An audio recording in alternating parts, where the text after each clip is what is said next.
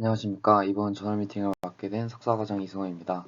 제가 이번에 발표할 논문은 EEG-based dynamic functional connectivity analysis in mental workload tasks with different types of information입니다. 해당 문헌은 IEEE Transactions on Instrumentation and Measurement의 2022년에 기재가 되었고, 임팩트 팩터는 4.9, 리해빌리테이션 분야에서 94.9%로 Q1, 엔지니어링 바이오메디컬 분야에서 70.3%로 Q2를 배정받았습니다. 해당 문헌의 인트로덕션에 대해서 설명드리도록 하겠습니다. 해당 문단에서는 멘탈 워크로드, 즉 작업 부하의 중요성, 그리고 현재 작업 부하 평가 방법을 설명하고 있습니다. 작업 부하는 작업자가 작업을 수행하는 동안 느끼는 심리적 스트레스 또는 인지적 자원 소비를 의미합니다. 과도한 정신적 작업량은 비행기나 무인 항공기 조종과 같은 인간-기계 상호작용에서 작업자의 판단과 능력에 영향을 미쳐 안전에 위협이 될 수 있습니다. 따라서 정신적 작업 부하를 평가하는 것은 매우 중요합니다. 현재 평가 방법으로는 주관적 측정 설문지인 나사 TLX, 정확도 반응 속도 등의 행동 결과, EEG, ECG 등의 생리학적 지표가 있습니다. 주관적 측정 및 행동 결과에 비해 생리학적 지표는 작업 수행에 영향을 주지 않으면서 작업자의 정신적 작업량을 객관적이고 지속적으로 평가할 수 있어 연구자들로부터 많은 관심을 끌고 있다고 합니다. 이런 생리학적 지표를 사용하면 단일 작업의 정신적 작업량 수준을 효과적으로 구분할 수 있는 것으로 나타나지만 어떤 작업을 하느냐에 따라 생리학적 지표가 차이가 있기 때문에 교차 작업에 적용하면 정확도가 낮고 만족스럽지 못한 결과를 얻는 경향이 있다고 합니다. 해당 문단에서는 태스크마다 다르게 나타나는 생리학적 변화를 명확하게 정의하는 중요성과 EEG 연결성 분석이 교차 작업 정신적 부하를 평가하는 데 유익하다는 것을 말합니다. 구체적으로는 많은 연구에서 다른 작업을 수행하는 동안 인간 두뇌에 서로 다른 정보 처리 메커니즘에 기인한다고 밝혔습니다. 서로 다른 유형의 정보를 처리할 때 서로 다른 뇌 영역에 관여하고 이들의 액티베이션 패턴이 서로 다른 것입니다. 실제 인간-기계 상호작용에서는 다양한 유형의 정보들이 있고 이러한 다양한 정보에 따른 다양한 작업에서 정신적 작업량에 따른 생리적 지표의 변화를 명확히 하여 모든 작업에서 정신적 작업량을 효과적으로 평가할 수 있는 작업 독립적 측정 항목을 선택하면 정확하고 강력한 교차 작업 정신적 작업량 평가 모델을 구축하는 데 귀중한 참고 자료가 될 수 있다고 합니다. 쉽게 말하면 여러 가지 유형의 작업에서 각자 독립적인 생리학적 변화를 명확하게 정의하는 게 중요한 것입니다. 생리학적 지표 중 EEG는 인간 두뇌의 과정을 보다 직접적으로 반영하기 때문에 가장 민감한 생리학적 지표라고 일반적으로 받아들여지고 있습니다. 이전 연구들에서 여러 작업에 대해 작업 부하에 따른 PSD 변화를 보았고 주로 알파와 세타 밴드에서 변화가 관측되었습니다. 특정 주파수 대역에서 EEG 전력의 변화는 주로 작업량에 따른 뇌의 지역적 특성을 반영하고 뇌 영역들이 정보를 처리하는 동안 조화롭게 작동한다는 점을 고려할 때 교차 작업 정신적 작업 부하의 정확한 평가를 위해 다양한 작업에서 서로 다른 뇌 영역의 상호작용 패턴을 탐색하는 것이 유익할 것이라고 합니다. 해당 문단에서는 기존 연결성 분석의 문제점과 이를 해결할 방안을 설명합니다. 최근에는 기능적 연결성을 기반으로 한 정신부하 평가 방법이 연구자들의 주목을 받고 있다고 합니다. 기능적 연결성 지표를 사용해 단일 작업에서 정신적 작업량을 평가할 수 있다는 것이 이전에 검증되었지만 전통적인 정적 기능 연결성 분석에서는 정보를 처리할 때 뇌 영역 간의 통계적 종속성이 일정하게 유지된다고 가정하여 뇌 활동의 시간에 따른 다이나믹한 특성을 무시한다고 합니다. 이러한 문제를 해결하기 위해 슬라이딩 윈도우를 이용한 동적 기능 연결 방법이 제안되었지만 창 크기와 슬라이드의 선택은 결과에 직접적인 영향을 미치고 고정 크기 창은 인지 처리 단계를 정확하게 반영할 수 없습니다.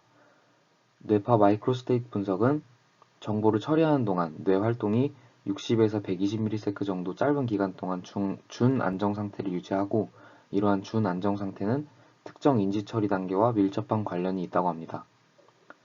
마이크로스테이트 분석은 각 타임 포인트의 뇌파 토포그래피를 클러스터링 방법을 기반으로 하나의 토포그래피, 다른 말로 마이크로스테이트 클래스에 할당합니다. 슬라이드 윈도우 방법과 비교하여 마이크로스테이트 분석은 뇌의 인지 단계를 정확하게 특성화할 수 있습니다. 다양한 연구에서 EEG 마이크로스테이트 동적 특성이 작업자가 작업을 수행할 때 뇌 상태의 변화를 효과적으로 반영할 수 있음을 암시했고, 따라서 특정 마이크로스테이트에서 뇌 네트워크의 위상적 특성이 작업자의 정신적 작업량을 보다 정확하게 반영할 수 있다고 합니다. 앞선 모든 점을 고려할 때 뇌파 기반의 동적 뇌 네트워크 분석과 마이크로스테이트 분석을 이용하여 다양한 작업을 수행할 때 정신적 작업량에 따라 동적 기능 연결성 특성이 어떻게 변화하는지 탐구함으로써 새로운 통찰로 교차 작업 문제를 이해하고 해결할 수 있을 것이라 기대된다고 합니다. 본 논문에서는 서로 다른 정보 유형을 가진 4가지 정신적 부하 작업을 사용하여 마이크로스테이트 분석을 기반으로 EEG 채널 간 페이즈 럭킹 밸류를 계산하여 다양한 마이크로스테이트에서 동적 기능 연결 네트워크를 조사했습니다. 또한 서포트 벡터 머신 분류기를 사용해 정신적 작업 부하를 식별하는 데 제한된 방법과 동적 기능 연결의 유효성을 검증했습니다. 16명의 오른손잡이 건강한 피험자가 모집되었고, 태스크는 엠백 패러다임이 사용되었습니다. 버벌, 오브젝트, 스페셜 버벌, 스페셜 오브젝트 4개 조건으로 1백, 2백, 3백 총 12가지 태스크가 진행되었습니다. 그림 예시는 왼쪽 버벌 엠백, 오른쪽 스페셜 오브젝트 엠백을 나타냅니다. 모든 작업은 3x3 행렬의 가운데 플러스 표시와 함께 자극이 제시되었고, 스페셜이 아닌 경우 어디에 나타나든 일치만 하면 타겟이고, 스페셜인 경우 어떤 자극이 나타나든 위치만 일치하면 타겟입니다. 2.5초 간격으로 0.5초 동안 자극이 제시되었고, 각 작업은 40트라이얼로 구성되었으며 타겟 비율은 50%였다고 합니다. 태스크가 끝날 때마다 나사 TLX 작업 부하 설문지를 진행해야 했고, 해당 설문지는 정신적 요구, 육체적 요구, 시간적 요구, 성과, 노력, 좌절을 0에서 100 스케일로 평가합니다. 데이터 취득과 전처리 과정입니다. 인터내셔널 1020 시스템에 의거한 60개 채널을 사용하였고, 샘플링 레이 1000Hz로 측정되었습니다.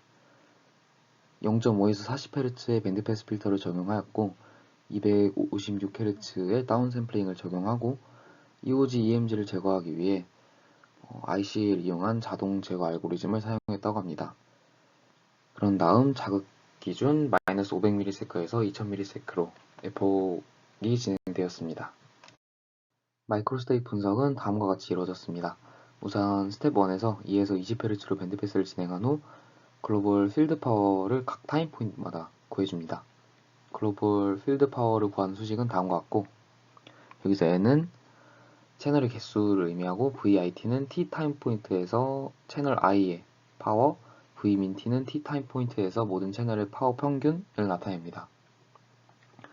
밴드패스를 왜 이런 식으로 진행했는지는 논문에 언급되지 않았고, 이렇게 글로벌 필드 파워를 구하고 나면 스텝 2로 넘어가게 됩니다. 해당 그림은 이 논문의 마이크로스테이트가 어떻게 생성이 되는지 자세하게 나와있지 않아 다른 논문에서 가져온 사진입니다. 보시면 모든 타임 포인트에서 GFT를 구하면 이렇게 하나의 데이터가 생성이 되는데, 여기서 로컬 맥시마에 해당하는 토포그래프만 TAAHC 알고리즘에 들어가게 됩니다. TAAHC 알고리즘은 클러스터링 알고리즘으로 이 수식을 통해 토포그래피를 탈락시키며 반복됩니다. 이 수식은 두 토포그래피의 피어슨 상관계수 값을 구하는 수식이고, 해당 값이 낮은 토포그래피를 탈락시키며 설정한 토포그래피 개수가 나올 때까지 반복됩니다. 해당 논문에서는 3개에서 12개의 토포그래피가 남을 때까지 반복하도록 설정했다고 하고, 이렇게 나온 토포그래피가 마이크로스테이트 클래스입니다. 이렇게 여기까지 진행하게 되면 피험자의 태스크마다 3개에서 12개의 마이크로스테이트 클래스가 생성이 됩니다. 그런 다음 글로벌 익스플레인 베리언스랑 크로스 밸리데이션 값을 계산을 해서 최적의 클래스 개수를 산정했다고 합니다. 그럼 결과적으로 피험자의 태스크마다 개별 개수의 마이크로스테이트 클래스가 있는 겁니다. 그런 다음 스텝 3에서는 이렇게 피험자마다 나온 클래스들을 다시 TAHC 알고리즘에 넣어서 그룹 레벨의 마이크로스테이트 클래스를 산정하고 다시 글로벌 익스플레인 베리언스랑 크로스 밸리데이션 값을 계산을 해서 최적의 그룹 레벨 마이크로스테이트 클래스 개수를 정합니다. 스텝 4에서는 이제 마지막으로 나머지 타임 포인트마다의 토포그래프를 스페셜 코렐레이션 코에피션트 값이 최대값이 되는 클래스에 배정되게 됩니다. 이렇게 마이크로스테이트 분석이 끝난 후 각각 마이크로스테이트 클래스의 태스크마다의 차이를 보기 위해 초당 구성되는 마이크로스테이트 개수인 어큐런스랑 마이크로스테이트의 평균 시간을 나타내는 듀레이션, 마이크로스테이트의 비율을 나타내는 커버리지를 구해줬습니다. 커넥티비티 분석은 다음과 같이 진행되었습니다. 세타와 알파 밴드에 대해 밴드 패스를 다시 해주고 PLV를 이용해 커넥티비티 분석을 진행했습니다. 여기서 PLV는 페이즈 럭킹 밸류를 의미하고 PLV 수식은 다음과 같고 힐버트 변환을 이용해 구해집니다. 결과적으로 PLV 값은 두 이의지 신호의 위상 동결을 나타내는 0과 1 사이의 값이 도출되고 클수록 연결성이 좋은 겁니다.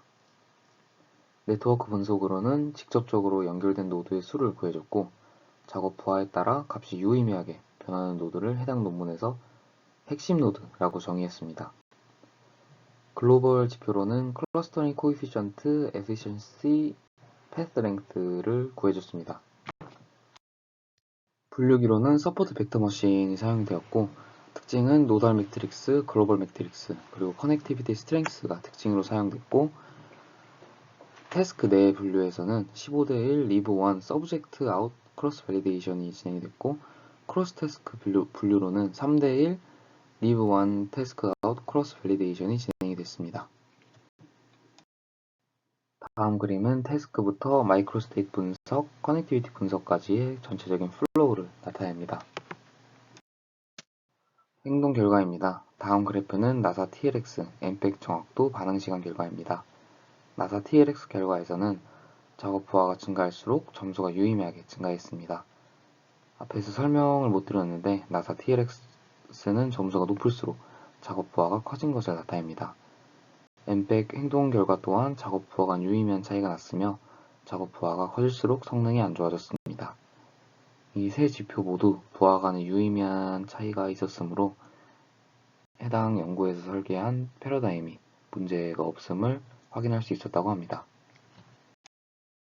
다음은 마이크로스테이트 결과입니다. 마이크로스테이트 클래스는 좌측 그림과 같이 산출됐습니다.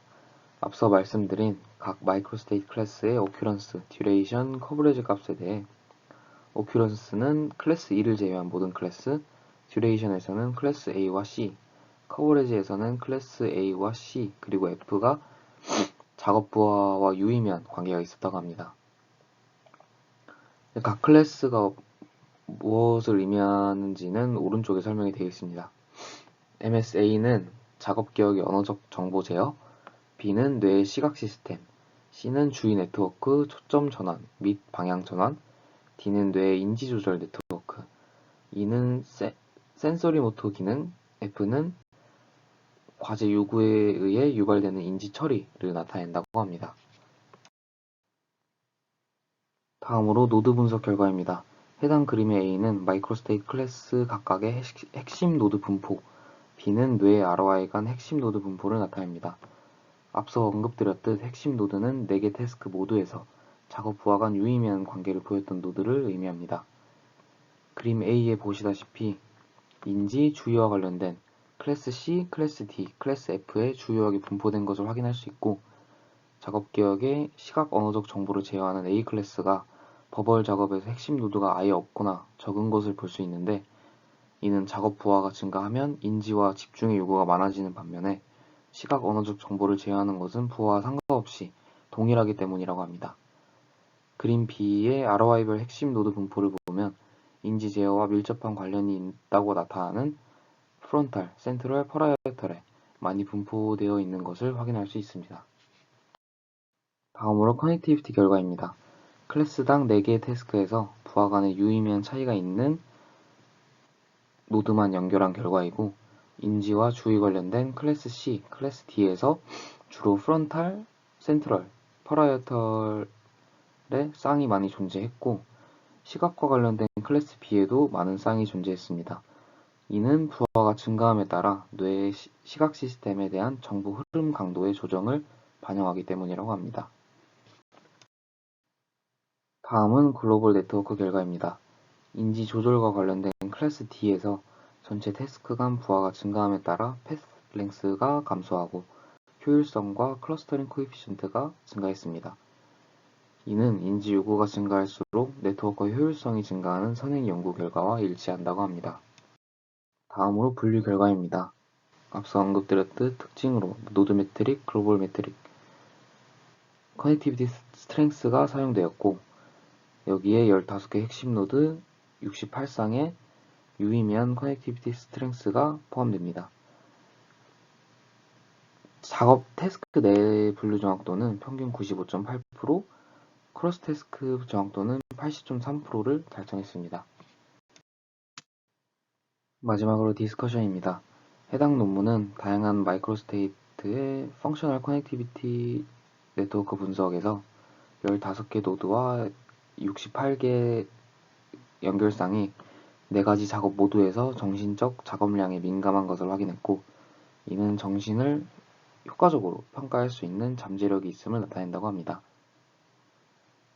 SVM 분류기를 사용하여 작업 태스크 내 분류 정확도 평균 95.8%, 크로스 태스크 분류 정확도 80.3%를 달성한 것은 태스크 간 정신적 작업량을 정확하게 평가하기 위한 이론적 기초를 제공할 수 있다고 합니다. 하지만 실제 인간 기계 상호작용 상황에서는 본 연구에서 진행된 태스크와는 다르게 더 복잡한 정보 유형에 직면할 것이므로 실제 시나리오에 적용할 때의 유효성을 추가적으로 검증할 필요가 있다고 합니다. 본 논문에서 조금 아쉬웠던 점은 PLV를 통한 커넥티비티 분석은 가짜 연결을 초래할 수 있는 최적 전도 문제에 민감한 것으로 알려져 있다고 본 기억이 있는데, PLV를 사용해 커넥티비티 분석을 진행한 것입니다.